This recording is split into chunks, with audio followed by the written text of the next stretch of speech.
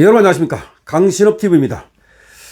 이번에 민주당의 전당대회를 여러분 어떻게 보셨습니까? 민주당의 전당대회니까 우리가 관심을 가질 필요도 없고 여러분께서 세밀하게 이렇게 들여다보지는 않았을 겁니다. 하지만 말이죠. 이 민주당 전당대회 이거 비하인드 어마무시합니다. 이 비하인드 어마무시합니다. 사실상 이번에 이재명 대 김어준이 박터지게 싸운 겁니다. 그러니까 이재명이 미는 건 박찬대였고 김어준이 미는 건 정청래였습니다. 그러면 여러분들이 볼 때는 이재명 대 김어준만의 싸움일까? 아닙니다. 사실은 이재명 대 문재인의 싸움입니다. 지금 친문계가 부활하고 있습니다. 정청래는 원래가 친문계입니다. 그리고 박찬대는 완전히 친명계입니다. 그러니까 이재명이 죽으라면 죽는 신용까지 하는 사람이 박찬대다. 이렇게 생각하면 됩니다. 그래서 원내대표까지도 할 수 있었던 거죠. 그런데 정청래는 원칙적으로 이재명과 결이 다릅니다. 그리고 과거에 정청래가 이재명을 대놓고 원색적으로 비난을 한 적도 있습니다. 그리고 이 정청래는 이재명을 그렇게 높게 보지 않습니다. 자기보다 서열이 낮은 걸로 사실은 보고 있죠. 왜 그러냐? 정청래는 옛날부터 운동권에서 뼈가 굵은 그런 자죠. 그야말로 그 운동권 그걸로 큰 거니까. 자, 그래서 이 정청래는 말이죠. 속으로는 이재명을 그렇게 존경하거나 내지는 높이 평가하지 않는다. 하지만 현실적 타협도 잘하는 자이기 때문에 이재명이 새가 있으니까 이재명 옆에서 수석 최고위를 하면서 이재명하고 상당히 가까운 척 연출을 한 거죠. 그래서 법사위원장도 할 수 있었고 그거를 자기가 큰 하나의 기회로 삼았죠. 그런데 말이죠. 여러분 혹시 이재명이 가장 싫어하는 사람은 누구라고 생각하십니까? 정치인들 중에서 이재명이 싫어하는 사람 세 사람을 꼽는다면 보통 전해철, 이낙연, 임종석을 꼽는다고 합니다. 이재명이 가장 싫어하는 사람 세 사람을 꼽는다면 전해철, 그리고 이낙연, 그리고 임종석을 꼽는다고 합니다. 전해철하고는 말이죠. 그 전에 경기도 도지사 선거할 때 그 경선 과정에서 서로 박터지게 싸웠죠. 전해철하고 이재명이 박터지게 싸웠죠. 그 과정에서 하경근 김씨가 터져나온 겁니다. 즉 전해철 때문에 하경근 김씨가 터져나왔다라고 해도 과언이 아닌 겁니다. 그러니까 이재명이 전해철을 좋아하겠습니까? 안 좋아하겠습니까? 여러분 더 이상 말할 필요 없죠. 다음에 이낙연하고 이재명은 완전히 물과 기름입니다. 사실은 그때 경선 과정에서 또 대장동이 튀어나왔다는 거 아닙니까? 대북선거 같은 것도 그때 튀어나왔다는 말이 있습니다. 그만큼 완전히 결혼지간이다라고 생각하면 됩니다. 이재명은 더군다나 또 임종석을 별로 싫어합니다. 임종석이 운동권에서 상당히 또 이 뼈가 굵었고 나름대로 카리스마가 있고 자기 세력이 있단 말이야. 그러다 보니까 항상 임종석을 견제했죠. 그래서 저번에 공천도 안 주지 않았습니까? 자, 여기서 공천 다 못 받았죠. 전해철 못 받았죠. 이낙연 못 받았죠. 그리고 임종석 못 받았죠. 그런데 아이러니한 일이 있습니다. 정청래랑 가장 친한 사람 중에 한 사람이 바로 가장 친한 사람이라고 해도 과언이 아닐 겁니다. 전해철입니다.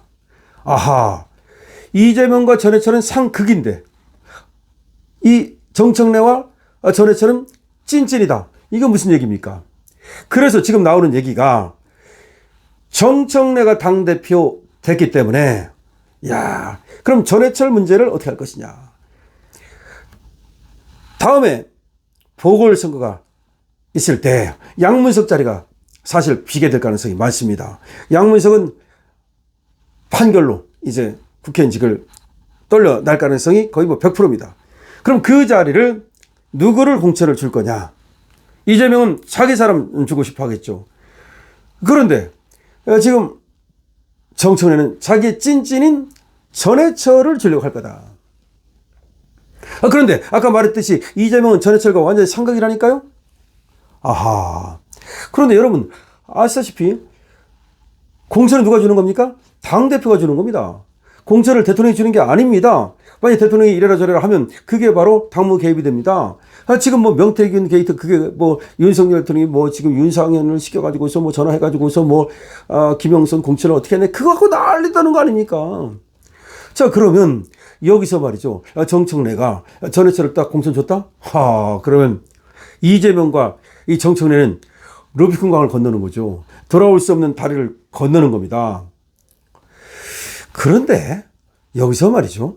이재명이 물론 대통령이기 때문에 권력이 더 셉니다. 하지만 지금 171석을 가진 이 정청래의 권력도 만만치 않단 말이에요. 내년에 지방선거에 공천권을 갖고 있단 말이야. 물론 잡음이 없이 스무스하게 하면 이재명 말도 들어가면서 하면 되겠지만 정청래가 그럴 인간이 아니라는 거지. 그래서 이재명은 박찬대가 되기를 원했던 거고 사실 박찬대를 지원했던 겁니다. 뒤에서 밀었던 거예요. 그런데 박찬대가 안 돼버린 거야. 더군다나 국회의원하고 대의원 이런 애들은 박찬대 쪽으로 갔는데 권리당원에서 안 돼버린 거야. 이건 난리 난 거야. 김어준이 파워가 그만큼 크다는 거고 김어준은 정청래를 미는 거야. 그러면 이제 정청래는 차기 권력에 가까이 간 거야. 이게 대통령이 말이죠. 처음에만 이게 힘이 있지 한 2년 지나면 3년째 4년째 되면 벌써 힘 없어요. 그런데 정청래는 보십시오. 내년에 공천권을 갖게 됩니다. 지방선거. 정청래의 임기가 내년 8월 달까지예요. 지금 이재명이 남은 임기 고동안만 지금 하는 거기 때문에 내년 8월까지입니다. 자, 그런데 이게 8월까지라는 게 더 아주 묘한 겁니다. 그러면 일단 지방선거 공천권을 갖게 되죠. 내년 6월 달에 지방선거가 있으니까. 근데 1년밖에 안 했기 때문에 지금의 추세로 봐가지고는 다시 한번 더 나갈 수 있다고 이재명이가 이 연임 규정을 갖다 없애버리는 바람에 얼마든지 다시 할 수 있다고. 그럼 정청래는 내년에 다시 나옵니다. 그럼 3년짜리 당대표가 되는 거야. 막강한 당대표가 되는 거죠. 왜 3년짜리 당대표가 되면 그 다음에 뭘 행사합니까? 국회의원 공천권을 행사합니다. 야, 어마어마한 권력을 사실상 정청래가 거머쥐게 되는 거죠. 그러면 이재명도 정청래 앞에 꿇어야 되는 상황이 올 수도 있는 겁니다. 더군다나 171석을 갖고 있는데 지금 몇 석만 합하면은 말이죠. 대통령 탄핵도 시킬 수 있는 그런 의석이 되는데 물론 그거 쉽지 않겠습니다만은 그만큼 이재명은 정청래를 이게 너무 어려운 거라 당권을 놓친 거예요. 사실은 윤 대통령도 당권을 장악했어야 되는데 당권을 놓치는 바람에 이 어려움이 가중되다가 탄핵까지 당한 거 아닙니까? 물론 또 선거에 패배하고 한동훈 때문에 그렇게 됐지만 이재명도 제2의 노무현권이 나는 게 아니냐라는 말이 그래서 나오는 겁니다. 노무현도 결국은 당을 장악하지 못하다가 뭐 자꾸 몰린 거 아닙니까? 그러다가 나중에 뭐 또 이제 당을 갖다가 뭐 다시 차리고 어떻게 해서 기사회생했다가 그때 뭐 기사회생한 것도 국민이 살려준 거나 마찬가지지 탄핵까지 목전까지 갔다가 살아 돌아온 거 아닙니까? 그 탄핵까지 그렇게 200석 돼가지고서 헌재까지 가는 그 과정에는 역시 당에서 당권을 놓쳤기 때문에 그런 일이 벌어졌던 거란 말이지. 그래서 이재명이 지금 뭐 엄청나게 권력을 엄청나게 갖고 있는 것 같지만 이재명은 또 사법 리스크가 있잖아요. 언제든지 말이죠. 이거 재판할래. 지금 중단시켜놓은 것 뿐이야. 5개가. 84조를 갖다가 다시 해석한다라고 언제든지 해석할 수 있는 겁니다. 또 정청래가 법을 만들어갖고 뭐 대법관 막 늘리고 또 안 늘리고 이거 지금 정청래한테 권력이 상당히 간 거죠. 그러니까 지금 뒤로 나오는 얘기는 지금 난리 났답니다. 벌써 권력 투쟁이 벌어졌답니다. 근데 정청래는 누구라 그랬죠? 예. 문재인 친문이란 말이에요, 여기가. 친문 세력들이, 그러니까 친명 세력과 일대 이제 결전을 한다는 거죠. 그 조짐이 하나가 나타나고 있는데 그게 바로 진성준이에요. 자, 김병기가 주식 이거 50억에서 10억으로 낮추는 거, 대주주 요건, 이거에 대해서 다시 이걸 다시 고쳐야 된다. 뭐 이 법안을 손봐야 된다. 라고 김병기가 얘기했잖아. 근데 진성준이가 뭐라고 그랬습니까? 무슨 얘기인지 안 고치겠다. 딱 그런 식으로 진성준이가 뻗댔죠. 진성준이가 바로 친문계예요. 김병기는 친명계고, 그러니까 이거 하나하나를 놓고도 친명계와 친문계가 부딪히기 시작한 거야. 더군다나 친문계 임종석이라든지 조국도 사실은 원래는 친문계잖아요. 친명계는 아니잖아. 그런데 이재명이가 사실은 조국을 이게 사면을 안 해주는 이유도 여러 가지가 있을 건데 만약에 사면을 해줬다. 뭐 안 해줄 수는 없을 거예요. 나중에는, 이번에는 안 해주겠지만. 근데 조국이가 나중에 누구 편을 든다? 당연히 문재인 편 들지, 이재명 편은 안 된다고요.